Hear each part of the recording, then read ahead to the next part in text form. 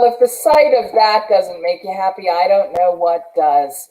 It's another delicious day here in Tucson, Arizona, the city of gastronomy. This is the Tucson Metro Chambers, Tucson Restaurant Advisory Council's Keep Tucson Cooking campaign, and we're thrilled to be here with some of Tucson's leading restaurateurs, operators, hosts, and friends. The Chamber's fantastic for bringing people together and for helping us during this difficult time. These restaurateurs are extraordinary, and joining me now is one of my all-time favorites. Barney Comfrey is here from HUB, and HUB is a family of our favorite places in town. It makes me so happy to see him. Ooh la la, look at that. Oh, delicious, delicious. And of course, the HUB ice cream. I am so long time in Tucson that I remember when the HUB first started making ice cream. And I remember on KVOA, we had you come on and bring on some of those initial amazing flavors. And it just blew up the world because Tucson could never go back to ordinary ice cream again, thanks to HUB. And of course, our friend Barney, welcome. How are you? Jennifer, I'm doing great. It's so nice to see you. So listen, I can't tell you how often I think of you and literally that platoon of extraordinary hospitality industry pros that work as part of the HUB family. I want to just start by saying, how is everybody? How is everything? And when we talk about the HUB family, talk about the places that are part of this portfolio. Sure, love to.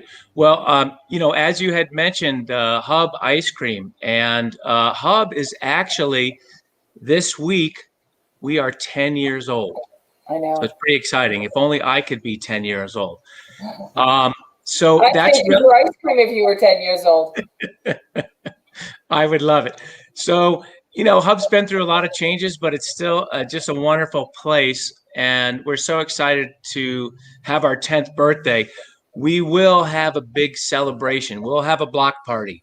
Not right now, but, probably come fall, something like that. So we're really excited about our 10th anniversary.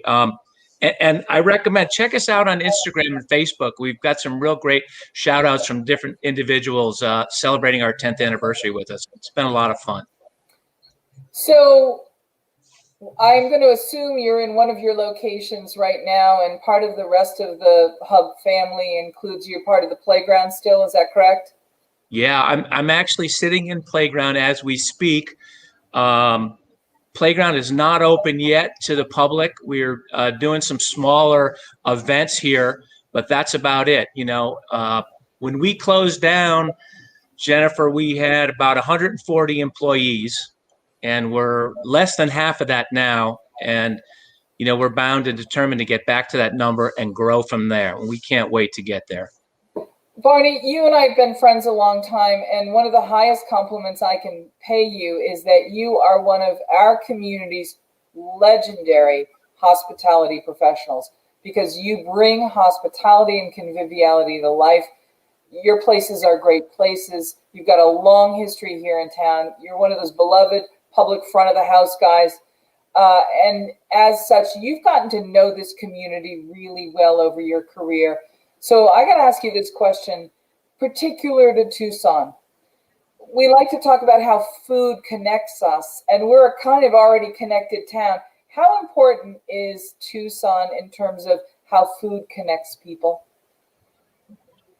Yeah, I love that question. Food nourishes us, right? It sustains us. But at the same time, it allows us to express our emotions.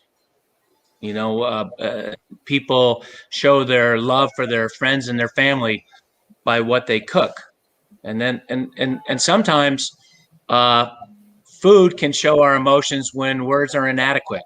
So that's a really important thing, what we do. And in the restaurant environment, it's a shared experience, right? It allows us to connect with our guests over the food that they're enjoying. And I think that's just so essential. And, a hub connects things and people, right? And that idea of connection is so important. It's part of our name. And HUB Restaurant has always been that great connection. You know, our proximity to the AC Marriott Hotel and our ability to turn tourists on to what we do, and our proximity to all the arts and theater and live music that, you know, was here and will be back soon. So we truly are about connection here. I also want to focus on the fact that we are the city of gastronomy, and I just would love to get your take on how you feel about the fact that this is a city of gastronomy. How did you respond when Tucson was named City of Gastronomy? Yeah, I just think it's fantastic, right? And that whole tourism element. I think it shows that we have a culinary community, and that we celebrate the cultural heritage here. You know, I think it's amazing that we live on a border and we're able to see many different interpretations of the same landscape. I think, you know, each restaurant kind of has its interpretation of this landscape. So I'm thrilled that we have that designation.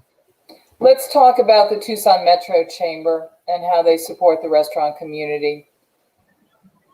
Yeah, huge, just huge. A great advocate for businesses.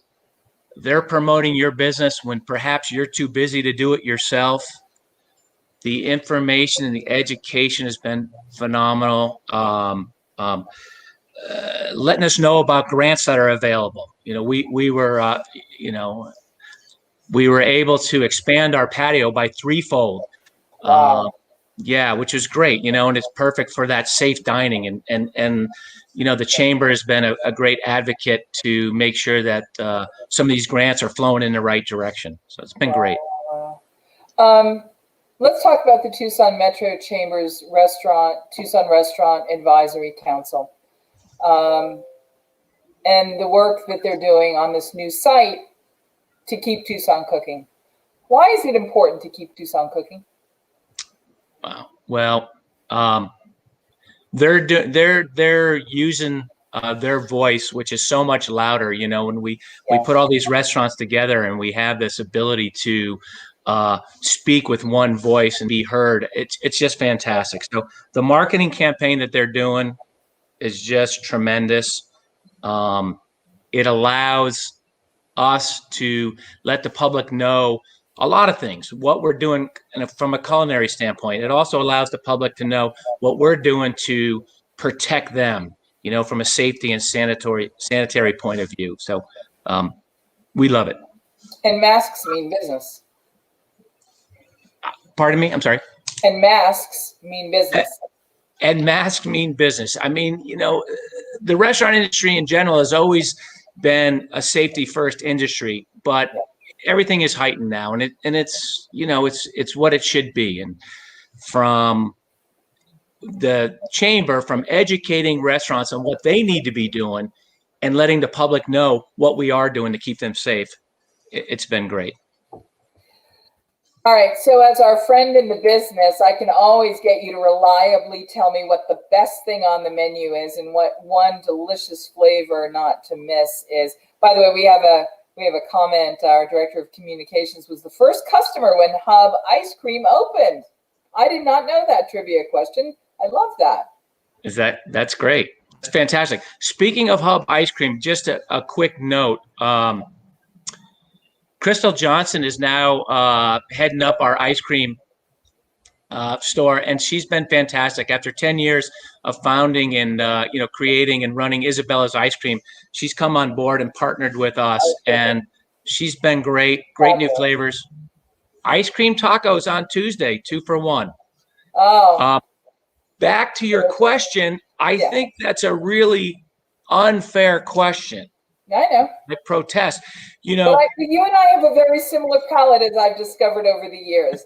And so when you tell me the thing that you eat most often when you're at your restaurant, that gives me a little sense about what I'm going to order next time I come in. Okay. I love the question, but I hate the question because here's the deal. Every season has a perfect day. Every month has a perfect day. You're up on Mount Lemon and it's a crisp autumn morning and the leaves are crunching underfoot, or it's a summer evening and the monsoon lightning show is happening or the sunsets are happening, and they're all different. They're all wonderful. So I would say at Hub, it depends on where you're at. You know, one of my favorites is our grilled salmon. It has a bourbon Dijon glaze. It's served with a potato hash and sautéed spinach. It's wonderful.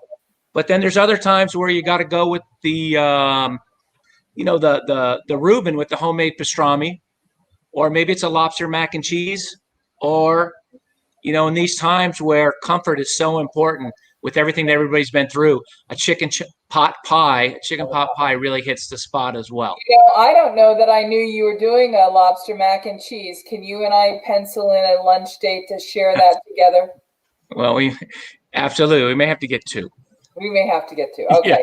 Yeah. Listen, I want to let everybody know all your places when they're open, because there's still obviously ideas about, are they open? Are they not open?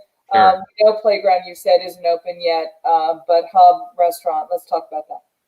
And sure, yeah. 10-year yeah.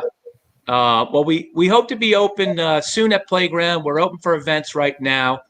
At HUB and HUB Ice Cream, at HUB, we open every day at 11 a.m. We're open till 9 on the weeknights, and we're open till 10 on the weekends. I imagine, here we are in February of 21, I imagine those hours will go later as time goes on. At HUB Ice Cream, we open every day at 12, and we're open during the week at 9 and on the weekends till 10 as well. For dine-in and takeout?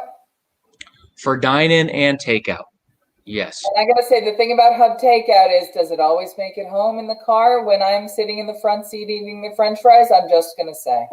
Barney Comfrey, thank you so much, HUB and Playground, HUB Ice Cream, 10-year anniversary. Congratulations.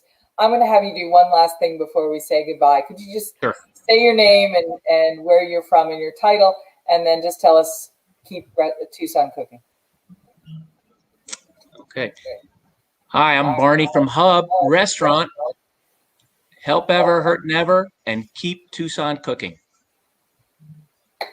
My friend, thank you. It's really good to see you.